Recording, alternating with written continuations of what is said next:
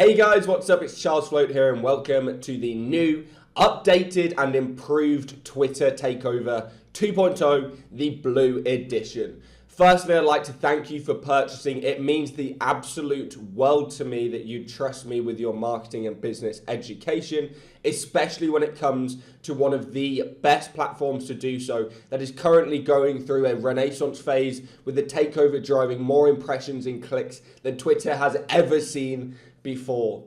So in this course, I'm going to be taking you through everything you're going to need to either utilize an existing business or create an entirely new one that can be primarily powered by leads or sales that come through this Bird app. I'm not going to lie to you, this isn't going to be some make money tomorrow, get rich quick scheme. This is a presentation on how you can grow an account, market your products or services, and ultimately get 5 or even 6 figures of revenue a year out of the platform within a reasonable time frame based on as little long-term work as possible. You're still going to need to put in as much consistent effort as possible with the best performing accounts interacting daily for around 15 to 30 minutes on the app. You're still going to have to wait for that exponential growth to kick in, but once it does, Twitter is a one-way trajectory if you follow the rules, secrets, and strategies that I'm laying out and revealing for you in this course. So without any further ado, let's jump into what could be the highest ROI purchase you have ever made in your entire life.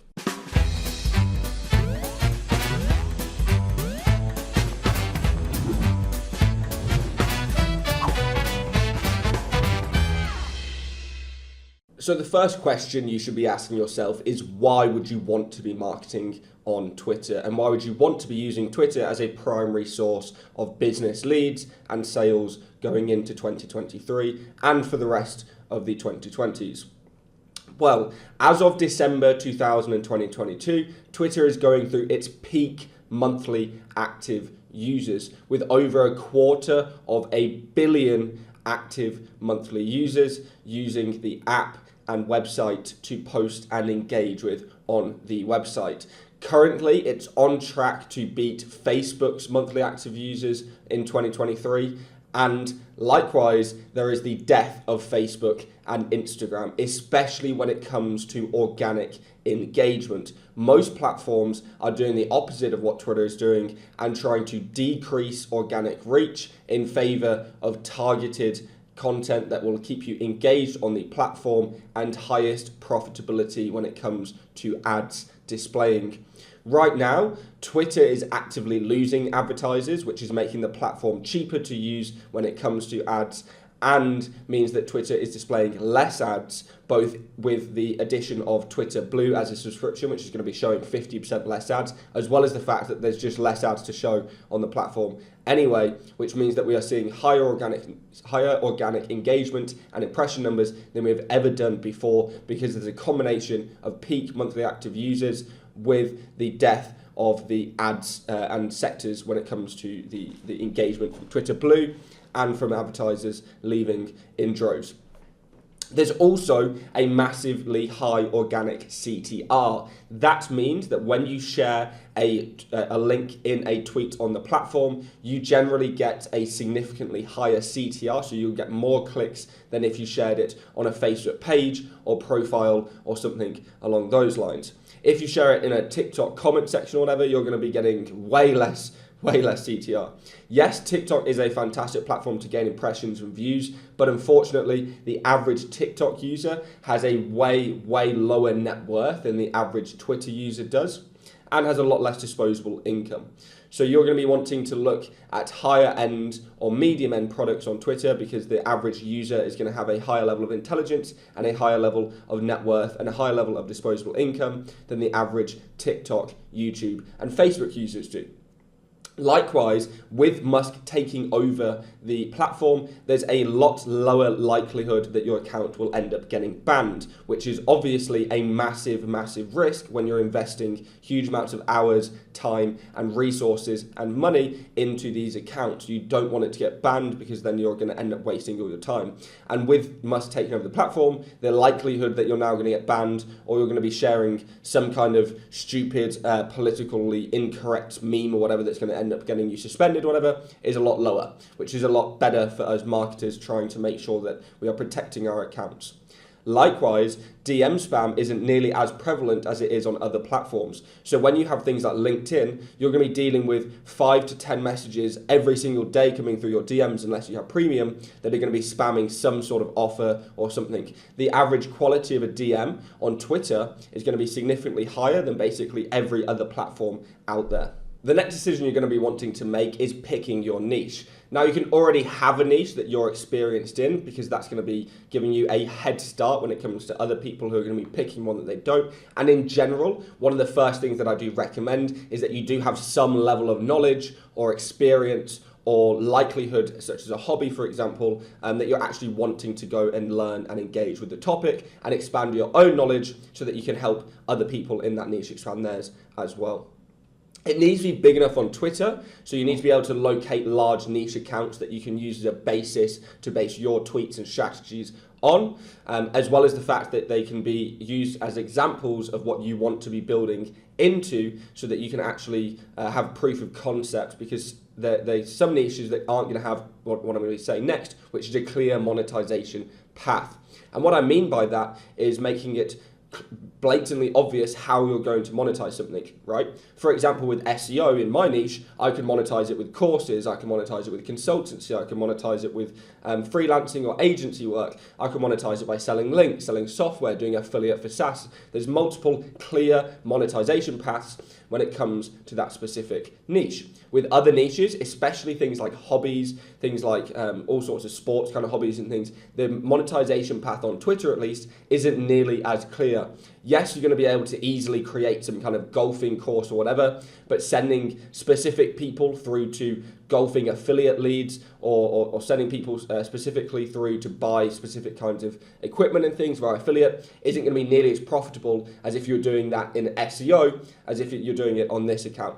Obviously, there's still going to be additional ways that you can monetize it, and if this is where if you understand your niche and you understand the industry and you have a interest in the industry, you're probably going to be able to see those monetization paths much clearly or much clearer than if you don't have an interest and understanding of the industry. Likewise, you can be really broad with your niche. So there are definitely accounts that are massively broad when it just comes to generic topics like health and well-being or fitness or politics or things like that. And a great example of that would be Mr. Dan Go, who you can really easily just search Twitter, Dan Go into Google, find his account. He is a health and fitness related kind of account. I think he's currently sitting around 300,000 followers. He only started a couple of years ago. Most of his tweets are very generic health and fitness related advice. Some of them are quite controversial, but I think he does that on purpose, and that's something that we're going to get into a bit later on as well. Next up, we want to start optimizing our profile. And this is going to be really, really important, both in terms of helping us get additional followers and visibility, but also because it's going to be our primary source of converting people across the platform from Twitter itself to sales or to leads. So the first thing you're going to want to do is try to have the keyword in your name. So that is going to be in your username. Twitter generally prefers accounts that have some kind of variation of the use of the keyword that you're primarily in that topic for, in the username and in the name itself. Likewise, you're going to also want to optimize your name itself. So as you can see with me and Keval here, we both have emojis in our name. We both just use our name quite simply, but it's quite clear what both of us are doing and impactful for. Likewise, you're going to be starting to wanting to optimize your bio. This is going to be where you're going to be wanting to make your content really short, really sweet, really concise, and giving people exactly who you are, what you're all about, and maybe a CTA to click through off the platform to something else like I have with my Gumroad courses, or like Keval has here with his consultation for his SEO services. Likewise, I really like having a unique and engaging profile picture. This just allows you to make sure that every time someone sees your tweet, they're going to recognize it. And making sure that you're consistent with your profile picture, you're not changing it every month or whatever, it's going to make sure that people are going to be returning to your tweets. I think there's some psychology where it takes 3 or 4 times for somebody to see your face, for them to actually remember you on the platform. Or remember you in person, sorry. The same goes for on the platform, which is where if you're using the same profile picture, which is also unique and engaging, repetitively, people are going to see your tweets over and over again. They're going to remember you. If they correlate that you have good advice with your profile picture, then they're going to be more likely to engage and interact with the tweet that you're sharing when they see you over and over and over again, which hopefully they're going to do via the basis of this whole strategy.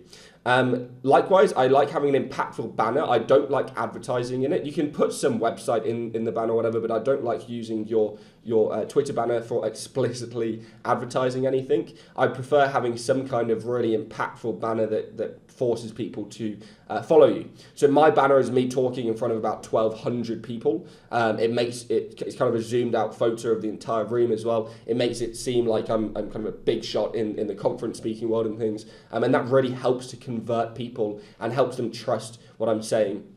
If you can get any sort of impact-based banner, then it's going to be really helpful for you to convert those followers, because it's going to be the very first thing people see when they load your profile. Likewise, you want to have your location on there. It's very dependent on if you're going to be running an anon profile, if you're going to be running a personal profile, a company profile, or whatever it is. You can just use your location to either be funny, be real, or you can use it to show your kind of online presence as well. A lot of people have been quite clever by putting their location as something searchable related to their brand. For example, you could put Google HQ or something like that, just changing obviously Google to your own brand. It will intrinsically make people Google that location, which again helps towards your SEO factors as well.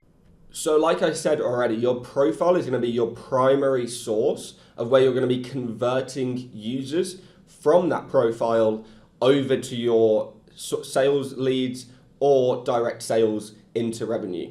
So there's going to be 3 ways to market people off platform or to market them on platform. And by off platform, all I mean is that you're going to be sending them through to a Calendly link, you're going to be sending them through to an Amazon link, a Gumroad link, whatever it is that they're going to be able to book or buy with you. Or on platform means that you're going to be directing people to DM you or reply to a tweet or engage with a tweet, and you're going to have some kind of setup where you either have an automatic reply or a manual reply to set off that sales funnel for that individual who's going to be sending you a DM or a reply. So the first thing you're going to be having is a CTA, which just means a click-through action to your bio link. So basically all you've seen here is I've set up Learn SEO, build digital assets, and join an $80 billion industry with a link to my charlesfloat.gumroad.com link to the actual sales page for SEO Side Hustle 2.0. Now, you'll see on desktop, it doesn't show the exact format that I'd like to show, but bear in mind that about 80 to 90% of people that are going to be visiting your profile, it is going to be niche dependent, but about that range are going to be visiting on mobile. So try to optimize your profile's CTAs and clicks for mobile rather than desktop, just because the average person is going to be clicking through off of mobile in general niches. The next one you have is your link, which generally I like to have as a lead magnet. So this is either going to be some kind of email sign-up form or some kind of way to book a consultation or book my services or book an inquiry or something like that with me. And then finally, you have your pinned tweet, which I really like to use for engagement bait. This is either going to be what I use here, like your best threads. It could be a reply now to get access to this kind of thread. It could be a giveaway. It could be anything that is going to be baiting people to engage with the account, which is going to be additional metrics for you and additionally more likely for them to follow you rather than having some kind of additional kind of salesy way for them to interact with the account even more. In general, I haven't seen much success from pinned tweets that are directly selling anything. Of course, you can use a pinned tweet for a lead magnet to generate emails and to generate calls and things like that. But in general, if you are trying to directly sell anything from your pinned tweet, it doesn't convert nearly as well as if you're just doing generic tweets. One of the parts of the platform that you're going to be consistently spending weekly time on is going to be Twitter Analytics. And in my opinion, it's by far the best analytics tool on any of the social networks. It blows Facebook's insights out the water. It blows LinkedIn insights out the water. It just destroys all of the other social networks. It gives you access to so much usable information that it is absolutely phenomenal. Now, when you're going to go into here, there's going to be lots of different sections that you can use, but primarily you're going to be using the tweets and then top tweets section. And I'm going to be getting into that a bit later on with the specifics that you can use to actually abuse some of the data and positioning and information that you're going to be getting from Twitter Analytics to reuse later on in your campaigns. And before we start getting into setting our goals and writing tweets and all of the good stuff, if you already are using an existing account, then you're going to want to audit that account. You can still audit the account for brand new profiles, but you're going to get a lot less usable information and a lot less information that you can actually check and double check on as well. So what I mean by auditing your Twitter account is not the same as what I mean when you're doing an SEO audit or some kind of things like that. The first thing you're going to do is check for broken links. Just make sure that all of your pinned tweets, all of your bio links, all of your links in the account, etc., they're all working, because generally if you apply them on mobile or if you apply them on desktop, Twitter can be a bit weird with the formatting and incorrectly change them, or if you do any updates to your bio or updates to your profile, Twitter can break those links quite easily. So just double checking that you haven't got any broken links and that you're not going to be losing clicks and revenue into the ethos is a massive time saver when it comes to doing this kind of thing. Next up, you want to do is check your settings. This is super easy. You just want to making sure that you're going to be getting the reach and the DMs that are going to be coming through. So I generally like having open DMs. It does depend on some niches. Some niches like video games and stuff, you probably don't want to have it open, crypto especially, just because you're going to be dealing with massive amounts of spam, especially in anything like porn or those kind of adult niches as well, gambling and things as well. Next up, you want to be checking your stats in Social Blade and in Twitter Analytics. Social Blade, if you haven't or if somebody else hasn't run your Twitter account through it, won't have the historical data for your account.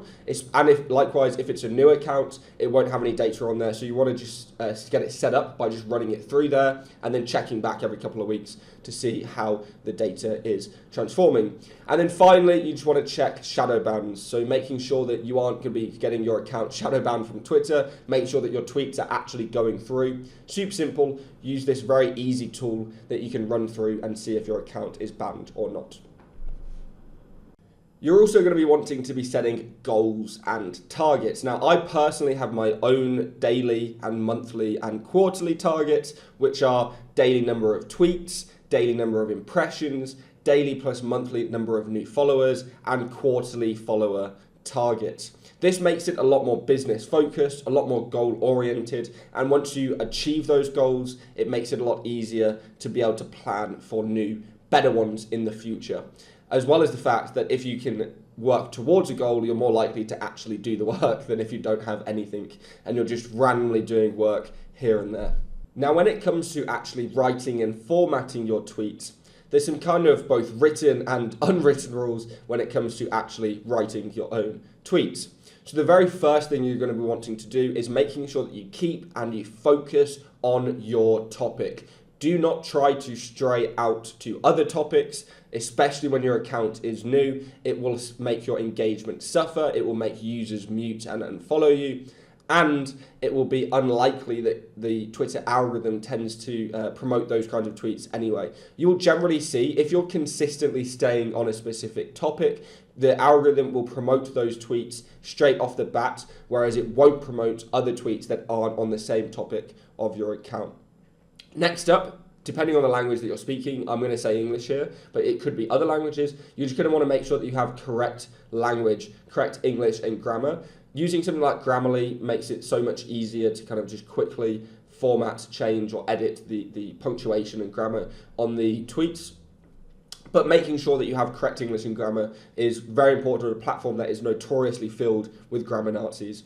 Maximizing your character count allows you to get as much information across to users as possible in a very short time frame. Bear in mind that things like emojis count as 2 characters, things like links count for less characters because they're link formatted, and things like images and videos don't count for any characters at all. Emojis and GIFs are super important, especially if you can try and locate and find the niche emojis that your people are using, and then use GIFs as a reply format to engage with other accounts and just kind of bait in people quite easily and quite simply without having to put in too much work. When I say this, next part, it's only true for accounts that aren't focused on those niches, but in general, it's very true across the board when it comes to work and business ethics. Anyway, no politics, no religion, no genderism, no anything like that. No talks that could be potentially controversial to individuals. Bear in mind that no matter what your political or religious or gender opinion is, that it is always going to be an opinion that a percentage of your audience disagrees with and will no longer want to engage you with. And the biggest threat to your account is having followers that unfollow or mute you, because then you're going to be restricting the amount of engagement that your tweets get for every new follower that you have. Bear in mind that you don't want 100,000 followers and 90% of them are inactive and 5% of them don't have muted you, because then you're only going to be able to ever reach 5,000 people of the 100,000, right? So it's very important that you're making sure that you're sticking to topics that aren't going to be causing massive amounts of controversy and just having people completely disagree with as their kind of human essence, right? Next up, we want to be utilizing drafts. So there's going to be a lot of tweet instances and a lot of writing that you're going to be doing that isn't going to be perfect in that moment, but you still want to be getting it out there. Some people don't use Twitter drafts itself. They use their notes on their phone. They use Google Docs. They use whatever it is that they're going to be using to draft tweets that aren't quite there yet. It's better off that you publish a tweet that is going to be perfect than if you publish a tweet that is 90% of the way there, because you're going to be, that extra 10% is going to mean a 100% increase in engagement. That extra little bit on Twitter goes a massively long way, and making sure that you utilize drafts is going to be ensuring that every single one of your tweets is going to be to the highest level of quality it possibly can. Likewise though, don't get draft envy and don't get draft illness. So don't just create drafts for the sake of creating drafts, and don't just keep bouncing from one to another. Make sure you are actually getting a finished product out, and that you don't just have hundreds of draft tweets sitting around and only maybe 10 or 20 published ones. You want to make sure that you're publishing on a consistent rate overall. But overall, like I said, quality over quantity, especially when it comes to Twitter. You're going to be wanting to be dropping absolutely fire threads a couple times a day, fire tweets a couple times a day over dropping multiple average tweets throughout the day, right? You're going to be getting a lot more engagement, a lot more impressions, a lot more follows, a lot more profile clicks if you're dropping really high quality tweets consistently, rather than just dropping massive amounts of quantity tweets over a huge amount of time. It's a really easy example to go and look at Twitter accounts that have got 50, 100,000 tweets, but they've only got 50,000, 100,000 followers. Those are not very good metrics, and it's very easy to see when an account has either been spamming or when an account has been kind of engagement baiting all the way up to that amount of followers. But it's not massively impressive, and it's not a huge amount of ROI when you're only getting one follower per tweet, right? You should be averaging much, much higher levels than that. And then positive energy, unless you are 100% right. What I mean by that is that unless you are 100% right about the tweet that is in question, or unless you can 100% disprove the fact that you're trying to disprove, don't create negative energy. Just go positive to the max, because it will feed into the Twitter ecosphere more, and there's nothing more than people hate than haters on Twitter. So for those that haven't been on Twitter for a very long period of time, you will probably have not realized that there's an unwritten rule when it comes to formatting your tweets. We have a 1, 2, 3 line format policy that makes tweets far more consumable on mobile devices and on iPads and tablet devices than they would be otherwise. If you're just going to try and jam everything into one paragraph, it's really not going to work on Twitter. And making sure you format it into short and sweet sentences and shorten it even more by replacing specific words with emojis. For example, on here, instead of using the word fire for fire sale, I just used an emoji for fire sale, which shortens the tweet even more and makes it more engaging, more impactful. So one of the most primal concepts that I need you to understand when it comes to marketing and running a business on Twitter is that you need to have earnings over ego, and that likes ain't cash, as I will steal from one JK Molina who owns Tweet Hunter Pro. And what I mean by that is that likes don't really correlate very well into actual earnings, and that they don't correlate very well into clicks, especially considering the fact that most people will click the link on the tweet, and that will mean that they will not return to that tweet to further engage with it, such as likes, retweets, or replies. So as a prime example of this, and a bit of a case study for you, where likes do not equal clicks or cash, I did a promotional offer, or a fire sale, as I like to call it, and others call it on the platform, of my 6-figure freelance SEO ebook. I sold it for $39. I only did 25 copies available. As you can see with both of these tweets, it's playing into scarcity, it's playing into formatting, and it's playing into persuasive copywriting. And they are prime examples of how you should be running your own sales. But nevertheless, both of the tweets combined got about 31 likes and about 3 retweets and about 7 replies in total. I think actually not including myself, it's only about 5 replies. But if you look at it, 31 likes resulted in nearly 200 clicks, which obviously means that the metrics in comparison aren't very equal. And of those 31 likes, it resulted in 21 sales, or $840 in revenue. So from just 31 likes, we made nearly $1,000 in revenue, and it's more proof to the concept that likes do not result in earnings, and that you do not want to be treating your ego over your earnings. Of course, 15 likes on the outside to a sales tweet doesn't look very good, but under the hood, when you made $500 in profit from a single tweet, that is phenomenal. So writing threads, if you do it properly, can be one of the easiest way to growth hack your accounts straight off the bat. You can write a thread in 30 to 40 minutes and have it go absolutely batshit viral, result in hundreds, if not thousands of new followers, clicks, DMs, all sorts of business. It's absolutely insane.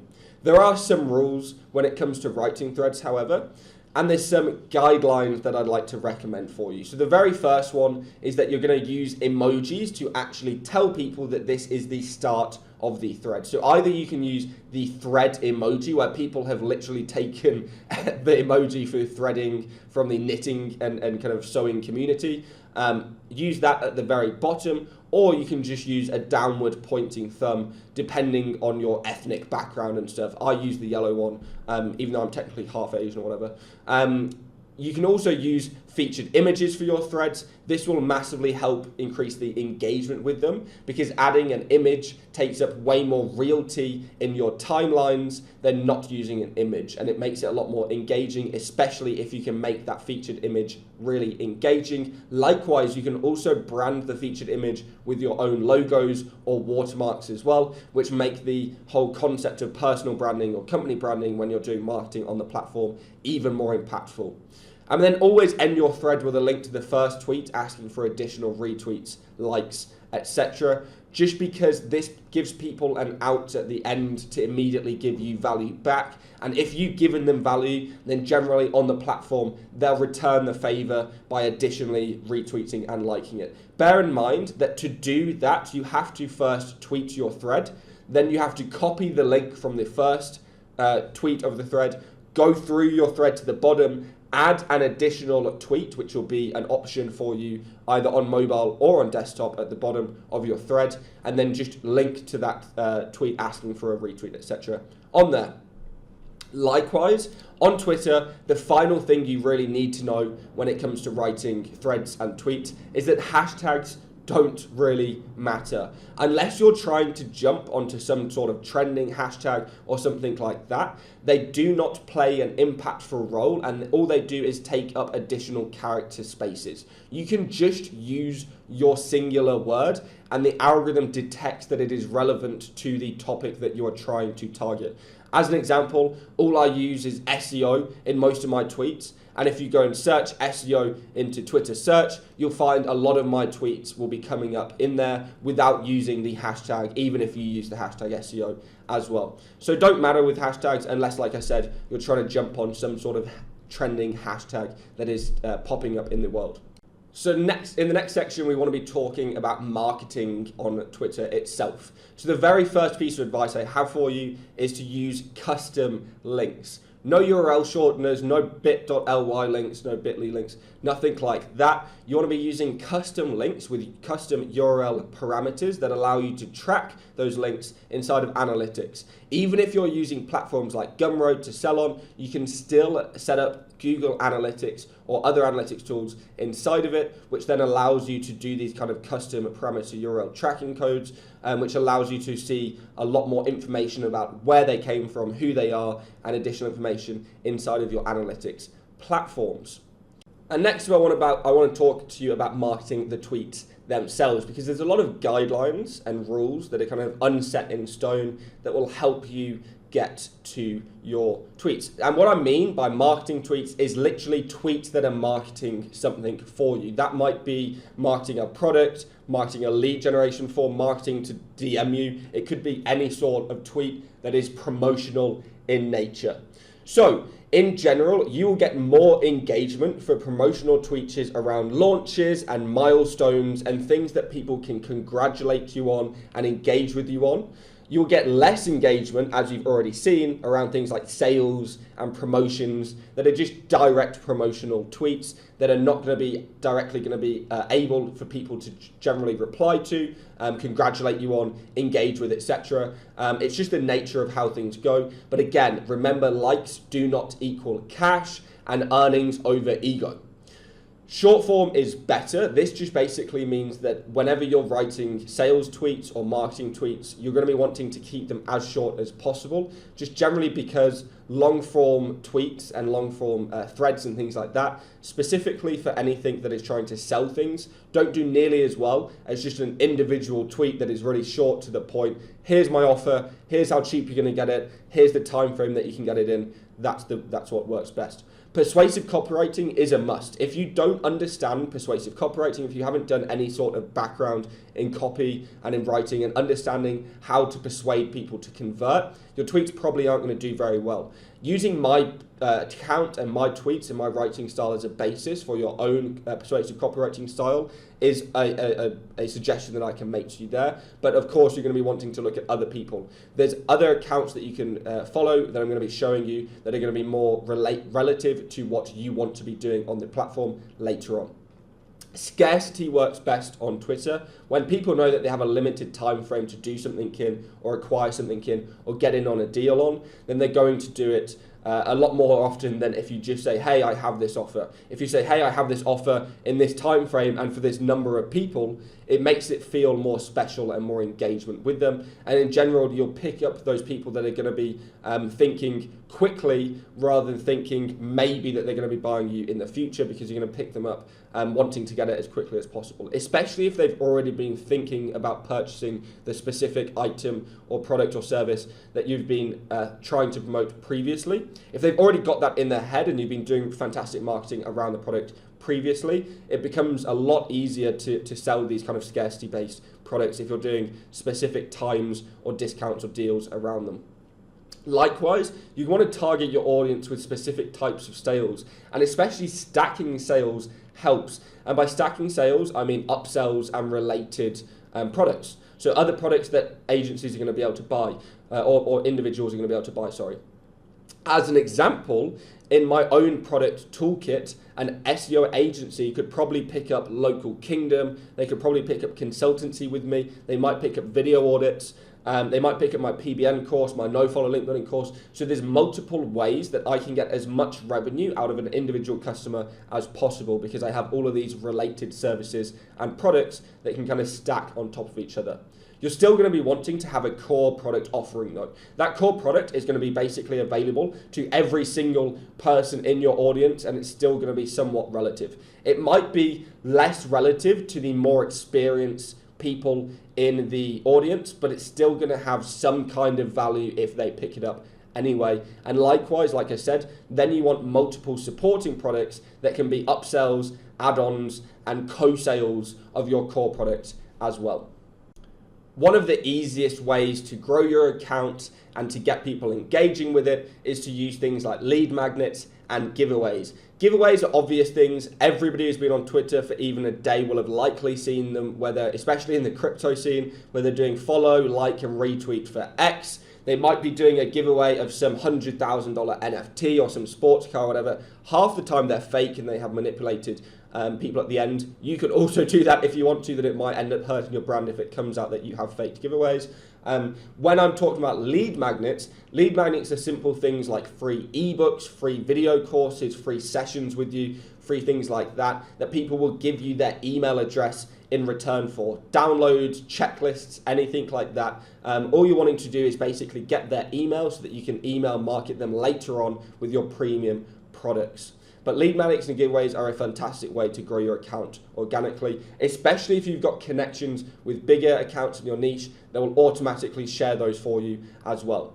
Threads on Best Free X as well are a fantastic way to market your products at the top. For example, I did a thread on the best free SEO ebooks, and I put my ebook number 1 and another one of my free ebooks at number 4 or 5. That resulted in hundreds of downloads from a singular thread, which obviously resulted in hundreds of niche relevant emails. And again, if I send a premium email to hundreds of them and I get 10, 20 conversions, I've been able to convert those emails that I wouldn't have had previously from having a lead magnet in place and from a couple of tweets.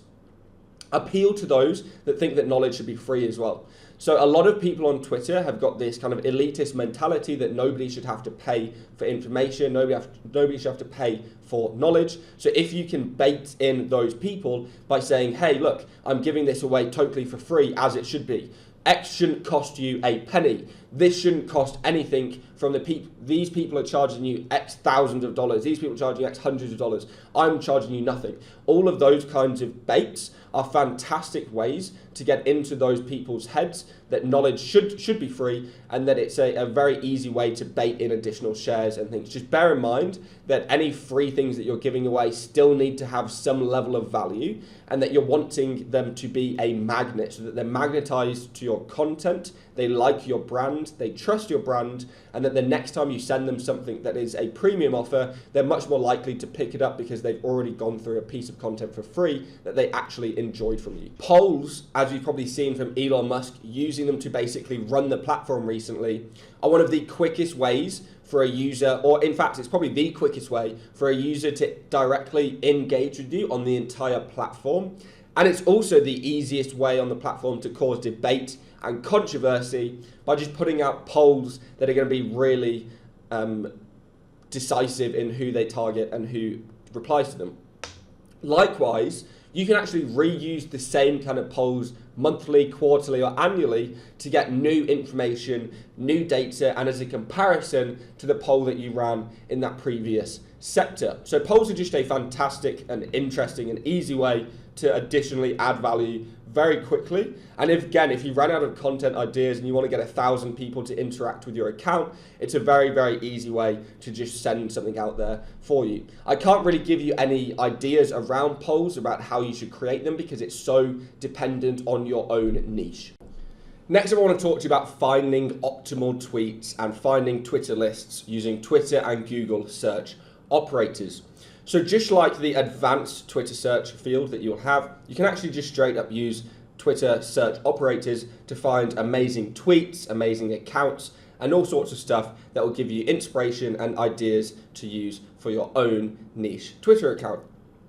As an example here, I've used the from and minimum retweets search operator on Twitter to be able to find all of the top tweets from the Naval Twitter account that have a minimum of 1,000 retweets, which gives me an opportunity to look through all of his best tweets from this, last year and previous years. And bear in mind, you can add additional time frame metrics so that you'll only get this year's or last year's tweets and things like that, to be able to see all of those tweets and get it back. Likewise, with Google, you can actually use search operators to find lists that people have put out for specific industries and niches, which is a fantastic way to find niche accounts to follow, engage with, and copy from, so that you don't have to go and build your own lists and your own niche finding Twitter accounts and all that kind of stuff. Likewise, they're also just fantastic sources for, again, inspiration and tweets from recent tweets that these accounts have done that will show up on your Twitter lists. So if you don't want to learn all of the Twitter operators and stuff that I showed you before, you can simply go to twitter.com/search-advanced, and you'll be able to use all of the input boxes rather than having to remember and come up with all of these search operators specifically for Twitter, which will then allow you to find more tweets, more accounts, more stuff to engage with, more stuff to copy, more stuff to base your principles and your strategies and your tweets on. Then we're going to want to find our best times to tweet. This is based on when our followers are interacting with the platform. So all I've done here is utilize FollowerWonk's totally free analysis tool. All you do is go over to followerwonk.com. Likewise, you can use Social Sprout, but I don't think it's free with their tool. It is a bit better though than FollowerWonk's. You log into FollowerWonk with your Twitter account. You may also need to create a Moz account as a result to have it. I don't think you can just use your Twitter account anymore. Once you've logged in with your Twitter account and you've logged in there, you hit analyze your own account, and it will come back with whenever your follows and your followers and you are most active in terms of the time zone that you're currently in, which allows you to create a schedule and create a calendar, which is the prime reason we're going to be finding those best times to tweet. In general, you're wanting to be finding those best times to tweet, mixing it in with your calendar, and then using old ideas, reusing tweets, and reusing other people's ideas and things into that calendar. I generally don't like using my best ideas in calendar format. I just like to try and time it for when there's not other tweets going out and when my account is probably going to get the most activity, which is generally around 3 p.m. Asia time, which is in Indo time, which is Bangkok Central time, plus 7 GMT. So when we're going to be creating a calendar based off of those best times to tweet, we're going to be utilizing a tool to do so. I personally use Buffer. I use their free account. I think you get 10 tweets a week or something like that in your calendar. You can use Hypefury as well, which is the alternative and a Twitter kind of community-based tool that everybody has been hyping, pardon the pun, for the last few years now, and it is fantastic. It's arguably a bit better than Buffer in some aspects because it is more in tune, has more updates, that kind of thing. Like, the only reason I'd use Buffer though is because it integrates better with other tools. Hypefury doesn't have the same integration with other tools like FollowerWonk or Social Sprout. Then you want to integrate with your best times to tweet, like I said, so we're going to be integrating with FollowerWonk or something to get those best times to tweet. Then we want to be scheduling weeks of tweets at a time. Some people go and schedule months of tweets at a time, which I think is a bit overkill and too much time focused on Twitter. Just schedule a weeks at a time. Try to know when your schedule is coming so that you're not going to be doing surrounding organic tweets that are going to be taking over the time, because you don't want to be tweeting around the same time as other tweets, because it will de-optimize the amount of impressions that you're going to be getting for each tweet, right? So you wanting to be leaving around 3 to 6 hours per individual time you tweet. Then we want to be scheduling when you can still reply on your phone, because half the battle of Twitter is engaging with people that have engaged with you. So making sure that you can actively reply and engage with people that have engaged with those tweets around your schedule is going to be making sure that you're going to be getting more success, more virality, more engagement on those tweets as well, rather than just leaving all of those replies empty for hours at a time and not getting the additional traction that you would do off of replying to them. So reusing old successful tweets is one of the easiest ways to kind of hijack and growth hack the hell out of your Twitter account. As an example here, I've used a tweet from July of this year posted it with some slight updates with some new information, then I actually mostly used some of the replies in the old tweet for the new one, and it actually got 400 or so, or 450 even, more likes than the old tweet and about double the amount of retweets and quote retweets that the old one got. But because I have proof of concept from the old tweet, then I know that the new tweet is probably going to do well. I don't recommend copy and pasting them word for word, just because then people can copy and paste the tweet into search field and see that you are just copy and pasting tweets yourself. Not the best of ideas. Likewise, if you use slight variations or you mix things up, it's less likely that those super clever users that are in your audience are going to remember that last time that you used it 3 to 6 months ago. The way that you're going to find these tweets is by going into Twitter Analytics, hitting tweets, then top tweets, then you just sort by the dates that you're wanting to sort by. Currently, Twitter's having some slight issues where it's not showing tweets from around 18 months plus ago, but previously it would show, before Musk kind of took over Twitter, it would show tweets from the entire timeline of your account. So you could go back 2 or 3 or 4 years ago and try and find tweets that really performed well even then. Here's another example that you can see where I used one in April and then reused it again in December with a bit less of the success. But again, you'll generally find that you'll get a bit more success every time you reuse these tweets because you have got more followers than the last time that you used them. So you're just going to get that bit more engagement, that bit more success. But again, you get to reuse these tweets that already did amazingly the last time. So it's more than likely that they're going to do amazingly the next time as well. So when it comes to the highest performing types of tweets, there are several examples that I want to give you of accounts that do specific styles of tweets that are really, really high impact, high performance, and will get that engagement and impressions and the clicks that you want. So the first type of tweets that we're going to be looking at is dopamine hits. These are short, impactful, kind of one-liner, two-liner style tweets that are going to be giving and resonating specifically with your audience as much as possible. They can engage it, they like it, they get that dopamine hit of pressing the like button and retweeting it for you immediately. A fantastic example of this is at Des Goldie. Next up, we have high impact memes, and our example of this is Mr. Lawrence King, who is the absolute king of Twitter in my opinion. At Lawrence Kingo, he generally drops a meme or two every single day, which is high impact in relation to his own account, which is generally finance and politics and some levels of marketing.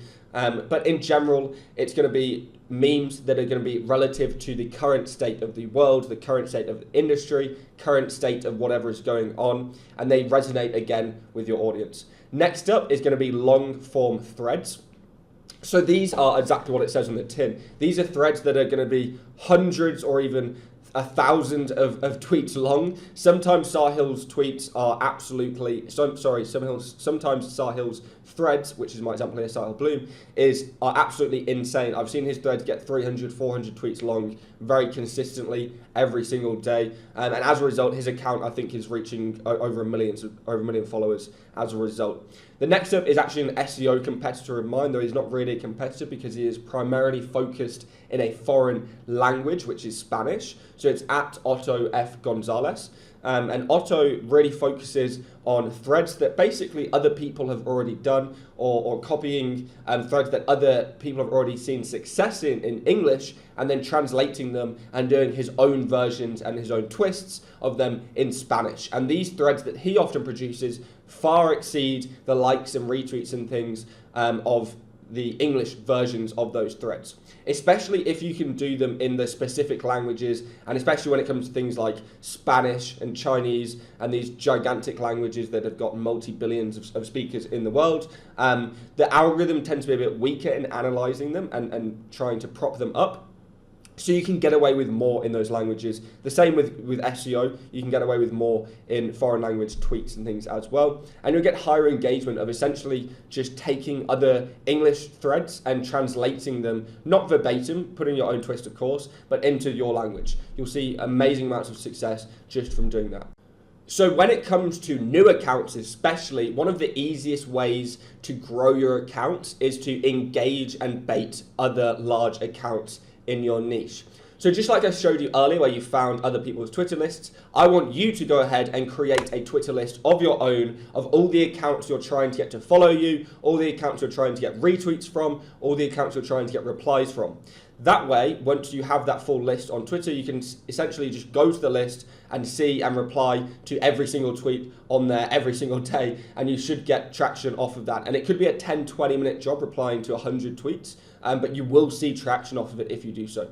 Turn notifications on for specific accounts that you're trying to bait, because fresh tweets are the best to get reply bait from. If you can reply under an Elon Musk tweet straight away with an absolutely fire meme, you're probably going to get 10,000 likes, 100,000 likes pretty damn quickly. So making sure that you've got notifications on with the accounts that you're trying to bait the most is going to allow you to reply and get in there as quickly as possible and take the spots that those other people wouldn't have got, that the other people who are applying later on don't get access to. Likewise, it's also compounding effects. If you get likes earlier on, it's more likely that you're going to get impressions and likes later on as well. Then you want to be crafting your replies or just utilize meme bait. So essentially what I mean by that is you're wanting to craft the replies specifically to the person that you're targeting to try and get them to reply to you or engage with you or retweet you or something along those lines. Or you can just utilize meme bait. So essentially use GIFs, use memes, things like that to reply in a funny, quirky way that allow other users and the account itself to engage with you very quickly. You can also do this en masse. If you're very quick with your memeology, you can essentially just reply to tweets in your list very quickly with memes that would give high impact. And if you, like I said, do 100 of that per day, you're going to get 100 followers, 200 followers, 1,000 followers from just doing that kind of stuff. Then QRTs, which basically means quote retweets, they can have a massively huge impact. So if you are engaging with accounts and they quote retweet your reply because they like the amount of value that you've added to their tweet, so much so that they've engaged with your tweet and quote retweeted it, that can have a huge amount of impact on your account. I've seen 200, 300 follower accounts get a quote retweet from a massive account, and their follower account has 5 or 10x in a day. So having that ability to make sure that you are one of the first people to reply, you're making sure that you're replying to accounts that they themselves reply and quote retweet, etc. back as well. It's not just run by some PR bot or marketing team. And like I said, the smaller you are, the more time spent on engagement because you need to do so. It's going to be the quickest way to grow your account. Unfortunately, if you have 100 followers, sending out tweets is going to be less impactful than if you just reply to accounts that have 100,000 followers. Then we have ego bait. So ego bait is one of my favorite things in the entire world because Twitter is full of ego profiles and it's super easy to bait them into sharing your content, especially when you've included them. So what I mean by that is literally just creating lists of the best accounts, doing a shout out to a specific account, doing anything that is essentially baiting them in so that they will in turn share you back. Lists work best if you have one person in the list that's guaranteed to retweet it first, because generally it will set off a chain reaction of other people that are going to retweet it for you. If you can include one of your friends that kind of allows other people who are in the list to see that they've retweeted it, even though they don't know that your friend's under the table, it will be a much higher likelihood that the other people that you've included in that list start retweeting it for you as well. So there are definitely successful people on Twitter that automate Twitter.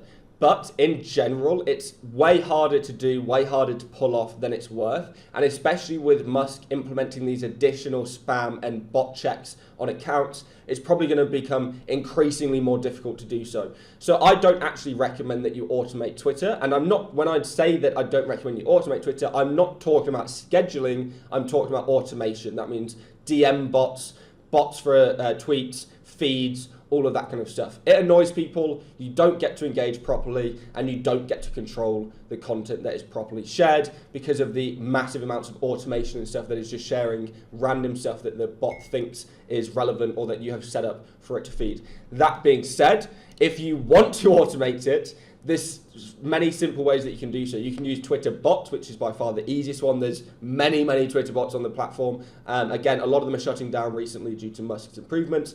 There's Tweet Hunter Pro, which allows you to find other tweets that are relative to your niche, rewrite them either manually or using an AI, and then go and post them automatically. You can essentially just use push button clicks to kind of automate the entire process for you. Or then you can use RSS feeds and things like Zapier to feed content from specific sites or areas or niches or topics straight into your Twitter account.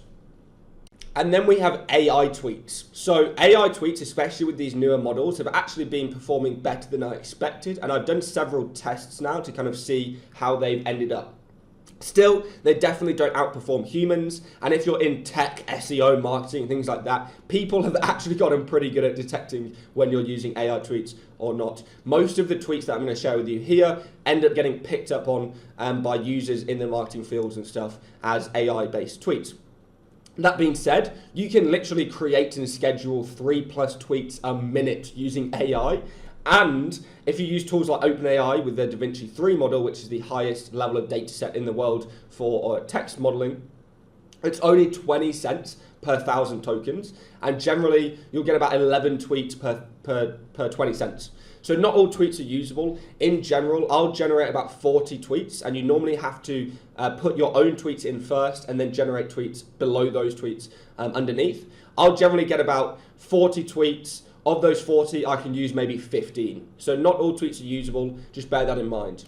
Then we have some actual DaVinci 3.0 case studies. So this is me using DaVinci 3.0, OpenAI's DaVinci 3.0 model to generate tweets and then sending them out. As you can see, the engagement and stuff isn't phenomenal, but it's still good enough that I'm generating followers off of these tweets. So I'm still, for these tweets that took maybe 10 minutes for me to generate these 4 tweets, maybe less than that, probably 5 minutes for me to generate these 4 tweets and schedule them out, I still gained maybe 100 followers or 50 followers or something as a result of these. So it's definitely still kind of worth it if you're doing it for that reason. The best performers in terms of AI tweets are using the AI to generate things for you, and you're still going to probably have to edit them anyway. So things like lists, things like bait, ideas, all that kind of stuff are going to end up in tweets that are going to go viral, tweets that are going to get maximum impressions, maximum engagement, etc. For example, with my one here, I edited this list of different marketplaces to actually be retrospective on what I think is the best list. But in general, the AI gave me all of these sites anyway. Now, the last 2 things I want to talk about are Twitter ads and Twitter Spaces. And I don't have a massive amount of experience in either of them, but I still feel that it's very necessary to talk about them. So, Twitter Spaces, and like I said, I don't have much know about them, I don't have much knowledge, I don't really do them, I've been a part of a few of them, but I haven't done much. They can be great for short form content, but you want to be making sure that you're recording all of your shorts, and it might require that you record on a separate device to the one that you are speaking to them on. Likewise, they can also be great for long-term audience building, especially during prolific times, controversial times, things that you can put your opinion on immediately with others in a shared environment out on, and generally kind of hop onto trends and hop onto controversy and stuff. It's a great way to build an audience, great way to build a long-term audience as well, and you can also sell to them in the voice-speaking world, right? And then finally, we have Twitter ads, and Twitter ads can be fairly expensive, but they have been getting cheaper as we've been going on for longer now. So because Musk's been kind of losing advertisers and stuff, it has been getting cheaper recently. That being said, don't bother running them for followers. There is an option that you can do to gain followers for your account by running ads. Don't do it. It's not worth it. There's multiple other options that you should do. And again, don't do the one for don't choose the option for engagement if you're trying to do sales and leads, right? Either set up a conversion tracker or just do website traffic and try and maximize the amount of clicks that you're going to get through from those ones. Likewise, you can retarget your own followers, which is going to be the gold mine with a niche offer, and you can retarget followers of others in your industry. Then you just want to obviously segment them to location, language, etc. There's going to be 2 types of ads generally that I use, and that's ads for leads, which are going to be the highest ROI, because in general, when I do ads for leads, I'll spend about £100 a day for leads for my link building agency, and in return, I'll get maybe 20 to 40 leads for that. And of those 20 to 40 leads, it could be $30,000, $40,000 worth of revenue for £100 in spend. Ads for purchase, on the other hand, they're a lot more inconsistent, and you're going to have to be doing testing and stuff the exact same as you would do for Facebook ads. And that's it. That's our entire hour presentation done. I hope you got a lot of information out of it, and I hope that you can now use this entire presentation as a basis for your future Twitter business. So once again, thank you for purchasing. It means a lot to me that you trust me with all of this. And if you have any questions, you can always email me at charlesrick.co.uk. And of course, my Twitter is @charles_SEO. Peace.